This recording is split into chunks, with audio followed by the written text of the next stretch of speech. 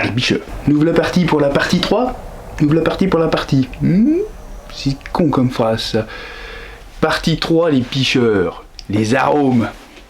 Ouais, alors ça, c'est la partie de la guerre, ça. Tu vois, vraiment le nerf de la guerre, vraiment. Le combat des arômes. Les gens qui croient tous que c'est les arômes qui fait tout. C'est grâce à mes bouillettes fraises que j'ai tout déroulé. Mais moi, c'est grâce à mes bouillettes bananes que j'envoie du pâté. Ouais, mais moi, avec mon arôme calamar qui pue, je vous déglingue toute la gueule. Tu vois, c'est une guerre débile. Complètement débile, tu vois. Le pire, c'est que je l'ai tout compris, ça, hein, que les arômes n'ont rien à voir avec réellement le pouvoir attractif. Hein, à part quelques arômes qui ont quand même un petit quelque chose, on ne sait pas trop pourquoi. Hein. Certains qui ont un petit quelque chose qui fait que, peut-être parce qu'ils sont utilisés depuis des années et que du coup les carpes sont tellement habituées qu'elles les kiffent plus facilement, ça serait pas impossible. Hein. Alors les arômes, attends, c'est pas obligatoire dans les bouillettes, déjà pour commencer. Voilà, c'est dit, c'est pas obligatoire dans les bouillettes. Moi j'en mets parce que j'aime bien avoir un arôme. L'arôme je l'utilise, vous le savez pourquoi, pour marquer mes bouillettes. Quand j'amorce et surtout quand je fais des ALT, j'aime bien. Alors je sous-dose par contre, hein, jamais je mets des arômes à 10 ml au kilo, hein, ça sert à rien, comme toutes les marques font, hein.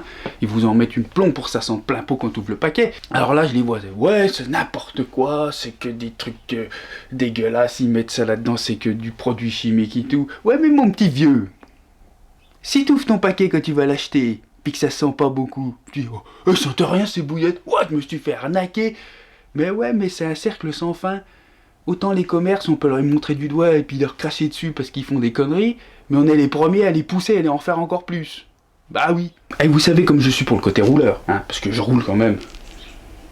Parce que je continuerai toujours à rouler. Mais des fois, j'avoue que c'est quand même bien d'avoir des bouillettes. Hein. Quand j'ai eu mes bouillettes Léon, j'étais quand même bien content d'avoir des bouillettes d'avance pour avoir du temps. Parce que ça prend un temps monstrueux de rouler. Hein. Alors ça, j'arrêterai pas. Hein. Attention, hein, c'est pas en train de dire, oula, qu'est-ce qu'il nous dit, ça y est, il va arrêter de rouler. Non, non, non, moi je roule parce que je kiffe faire des recettes, plein de recettes et tout. Je me suis avoué dans ma tête déjà que voilà, j'aime bien me faire une bouillette assis à ça parce que ça me plaît à moi. Hein, avant à de la carpe, tu vois. Ça me plaît à moi de mettre cet arôme-là parce que ça sent bon et puis ça me plaît. C'est tout. Mais c'est pas pour la carpe que je fais ça. Si tu penses à la carpe, tu te dis soit je mets pas d'arôme ou alors les arômes que je vais vous citer. Ben, grosso merdo. Après, il y en a tellement que là, ça va être vraiment compliqué. Ouais, on arrête de partir en cacahuète comme ça, là. On passe aux arômes, les pitchers. Donc, principalement, bah oui, bien sûr, moi, maintenant, j'ai des arômes MC Carp Fishing plein pot. Il doit me rester, tu vois, un peu de Sisimour. Le Atomix n'existe plus, hein. Et je crois qu'il me reste encore un peu de Barras. Voilà, c'est des arômes. Pour moi, on est dans les meilleurs. Mathieu fait des super, enfin son aromaticien fait des super arômes. MC Carp Fishing, il faut y aller les yeux fermés. Barras, tu peux y aller les yeux fermés. Hein. Franck Barras de Carfood Concept, c'est des tueries ces arômes, vraiment de la bombe. Et Sisimour, je trouve qu'ils sont quand même pas mauvais du tout. Hein. Bon, par contre, je crois qu'ils sont en train de tout arrêter. Donc je crois que Sisimour, tu ne pourras plus avoir d'arômes chez eux. Rod Hutchinson, bien sûr, hein, on va les citer de suite, voilà, les très bons arômes, Monster Crab, Scopex, après tu as le Mulberry Florentine, l'Ultra Spice, enfin il y en a eu beaucoup chez lui qui étaient vraiment très forts. Hein. Donc on va garder en tête surtout le Monster Crab et le Scopex et le Mulberry, voilà. Les trois là sont des super parfums. Tu les prennes chez Rod Hutchinson, ou que tu les prennes chez Barras, parce qu'ils existent, ils sont vraiment excellents. Et que tu les prennes aussi chez Mathieu, tuerie. Tu vois, je les ai, moi, là. Voilà, tu vois, donc le Monster Crab, et il ressemble vraiment à celui de Rod Hutchinson. C'est pour ça que je l'avais déjà montré, et que je le conseille pour celui qui cherche un peu le Monster Crab de chez Rod. C'est pas l'identique. Attention, je le dis bien, c'est pas l'identique, mais ça ressemble vraiment beaucoup. Donc il est pas mal du tout.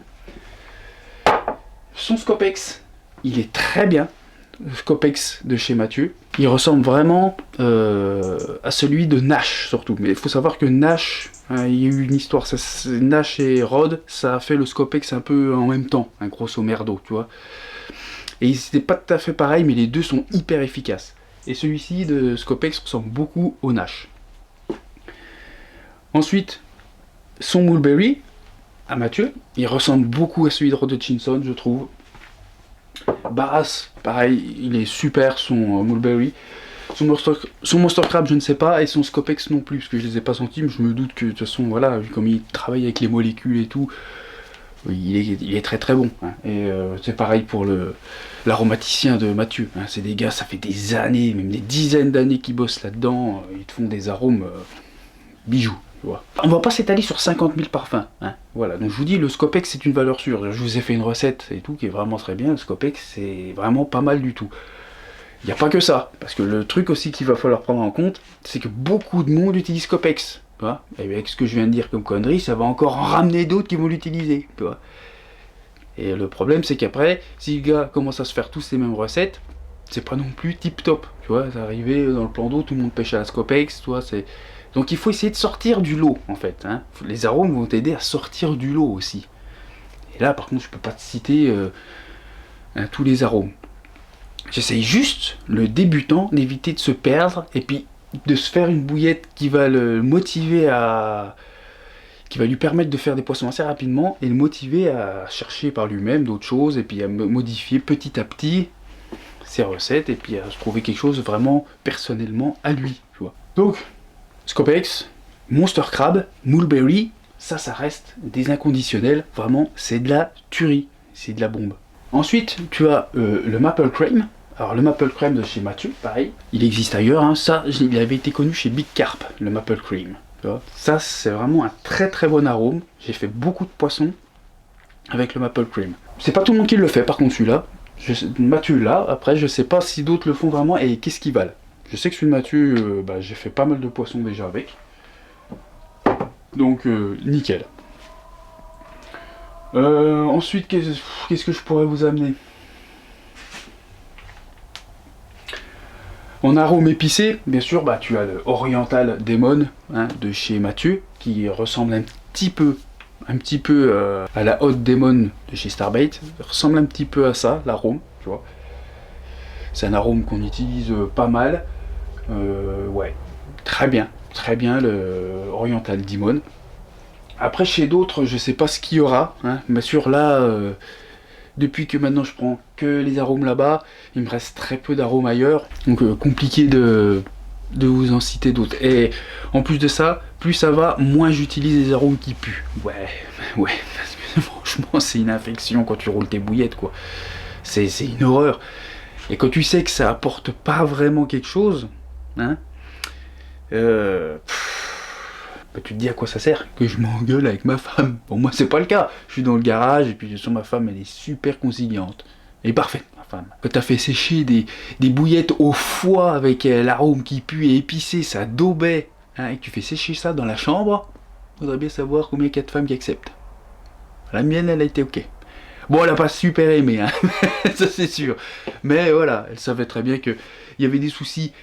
En plus c'était la période où j'avais des soucis de souris un peu dans le garage, donc si je laissais traîner les bouillettes, voilà, hein. Donc elle la première elle me dit bah non, tu les rentres et tu les fais sécher dans le couloir, et puis voilà. Ou sinon tu as aussi l'arôme fraise, ouais, ça paraît tout con et tout. Alors sur celui-là, mon préféré c'est chez Barras, l'arôme fraise il est vraiment tellement, il sent bon, quoi. Tu fais des bouillettes à la fin, t'as envie de les bouffer, hein, sérieux, hein. Ça sent trop bon. Et j'ai fait beaucoup de poissons hein, avec l'arôme fraise, faut pas croire, hein, c'est un arôme, ça n'a rien à foutre dans l'eau, il n'y a pas de fraise qui tombe dans l'eau, tu vois, mais je pense pas que ce soit vraiment l'arôme qui a fait que...